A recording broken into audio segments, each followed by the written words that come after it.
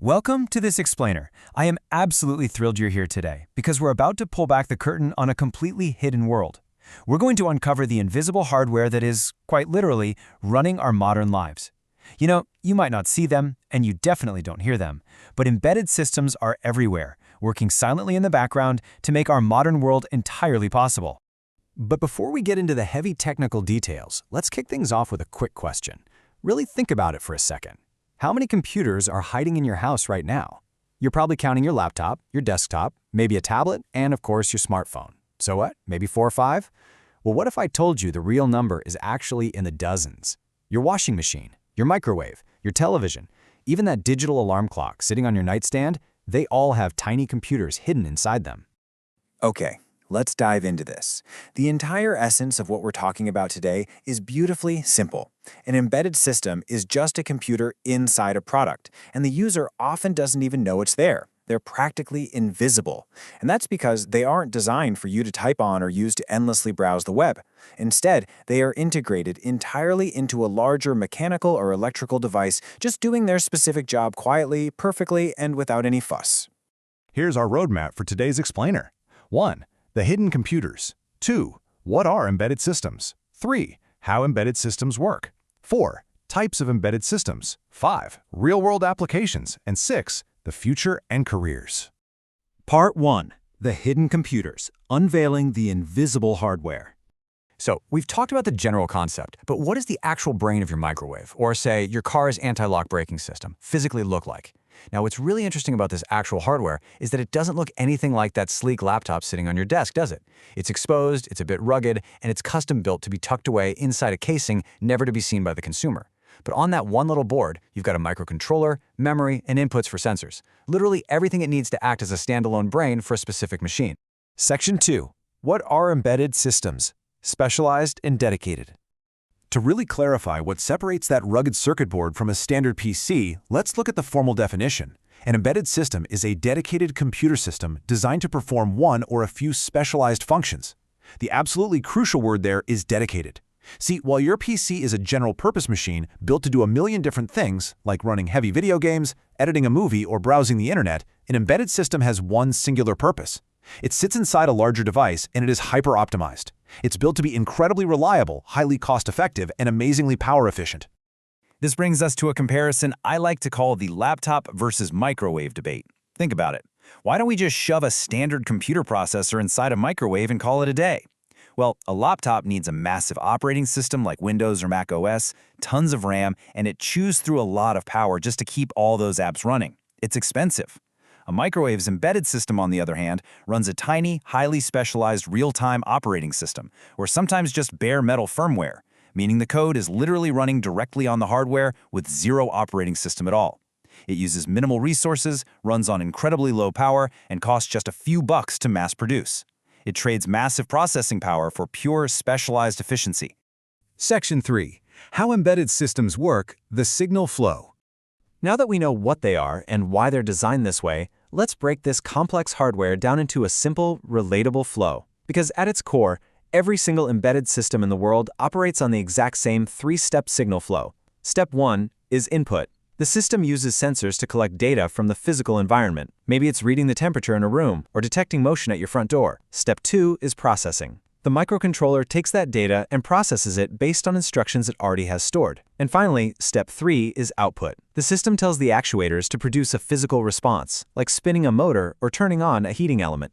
And this brilliantly illustrates that exact flow, from the initial sensors, through the processing unit, right down to the actuators. But notice the critical loop connecting to the memory. Memory is absolutely vital here because it stores both the permanent program code, the actual instructions telling the machine what to do, and the temporary runtime data it needs while it's actively processing that sensor input. Section 4. Types of embedded systems, the classification ecosystem. This 3-step architecture is so adaptable that engineers generally break these systems down into 4 main categories, mostly based on performance and connectivity. First up, we've got standalone systems. Just like the name implies, these guys operate completely independently. They do not require a host system to function at all.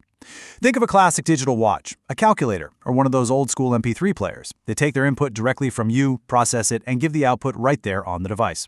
Easy. Next up, we have real-time systems. And what you really should take away from this one is how absolutely critical timing is here.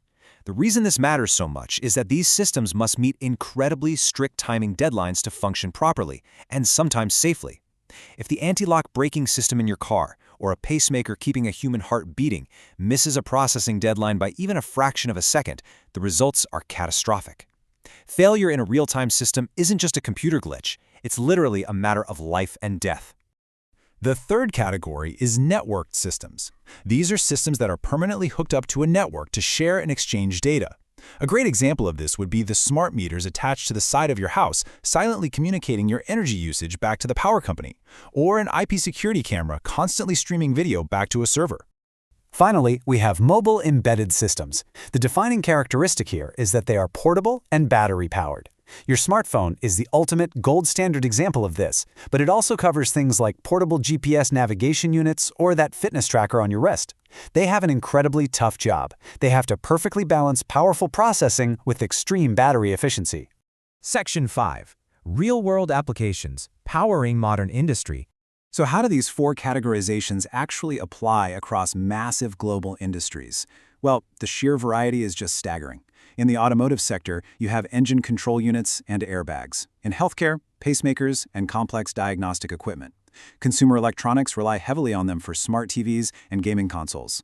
Industrial automation uses programmable logic controllers to keep entire factory floors moving. They are the absolute backbone of the Internet of Things, and in aerospace and defense, they act as flight controllers and missile guidance systems. Honestly, it is no exaggeration at all to say that embedded systems are running the modern world. Let's move to Section 6 and see how all of this builds into what's coming next, the future and careers, the next technological revolution. As important as these systems are today, the demand is about to absolutely explode in ways we have never seen before. We are standing right on the edge of the next great technological revolution. Billions, yes, billions of connected IoT devices are coming online to create entirely interconnected smart cities. We're talking about smart grids expertly managing our energy and traffic management systems talking to each other in real time to eliminate jams. We are pushing AI to the edge, meaning devices will actually do complex machine learning right there on the hardware to make lightning-fast, privacy-preserving decisions without even needing to talk to the cloud. And of course, the massive global push toward electric vehicles and fully autonomous driving systems is entirely dependent on incredibly advanced embedded systems. What this all boils down to is that this technological revolution is carving out some truly unprecedented career paths. The world desperately needs engineers who understand both the hardware and the software sides of the equation. We're talking about a massive demand for firmware developers, IoT solutions architects, real-time operating system developers, and hardware-software integration engineers. These are the people who are going to literally build the future infrastructure of our entire planet. So, to wrap up this explainer, I want to leave you with one final thought. We started today by asking how many computers were hiding in your house right now. But considering the incredible scale of everything we just covered, from your alarm clock waking you up, to your smart thermostat adjusting the heat, to your coffee maker brewing your morning cup, all the way to the engine control unit firing up your car, how many embedded systems will you interact with before you even leave your house tomorrow? Once you really start looking for them, you realize they are everywhere. Thanks so much for joining me to uncover this fascinating topic, and definitely keep your eyes open for the hidden computers all around you.